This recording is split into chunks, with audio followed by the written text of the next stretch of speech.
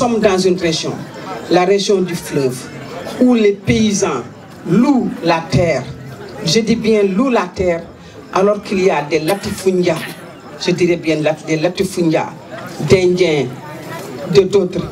Vous avez vu le nombre d'hectares occupés par la compagnie sucrière sénégalaise, alors que le paysan sénégalais, qui a sa connaissance, le paysan de la vallée du fleuve, le paysan de la Casamance, le paysan du Sud Saloum, encore une fois lutte pour avoir la terre cultivée. C'est vraiment anachronique. Qui sont nés dans un village, qui ont étudié à l'école publique dans les quartiers populaires, auront très peu de chances pour avoir accès à ce niveau professionnel que j'ai eu. L'autre volet très important dans le renforcement des capacités humaines, c'est la santé. On nous parle de couverture maladie universelle. Lorsque l'État ne met pas l'argent là où ça doit aller dans le système de santé, partout où une personne emporte sa carte de couverture maladie universelle, l'hôpital ou le centre de santé lui dit que nous n'avons pas les ressources de l'État, les ressources financières qui nous permettent de vous assister, qui nous permettent de vous soigner. Donc nous disons qu'il nous faut un État fort. Nous devons aussi avoir une justice indépendante. Cette justice qui doit être au service du peuple. Une justice qui puisse dire au chef de l'État, vous n'avez pas tenu parole, vous n'avez pas respecté la Constitution, vous devez rendre compte.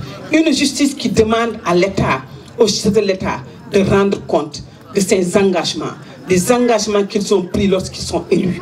Nous ne pouvons pas avoir des leaders qui prennent des engagements, qui promettent aux Sénégalais de mettre le pays, le peuple au devant de la scène, devant leur parti, mais après de mettre leur famille et leur parti et leur politique au-dessus du peuple.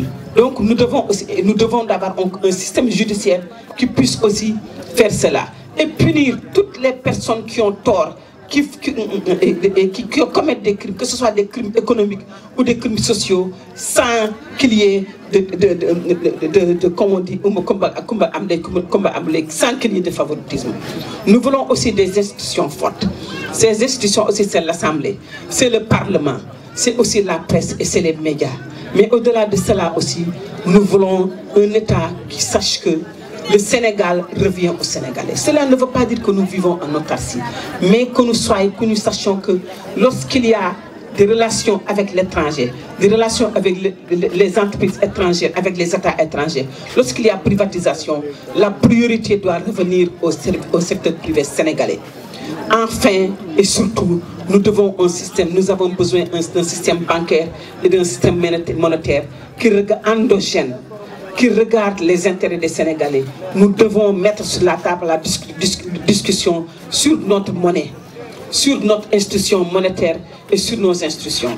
Donc ce que je voulais dire, c'est que nous avons besoin d'un cadrage macroéconomique qui crée une politique macroéconomique avec un taux de croissance par lequel les Sénégalais voient que leur vécu,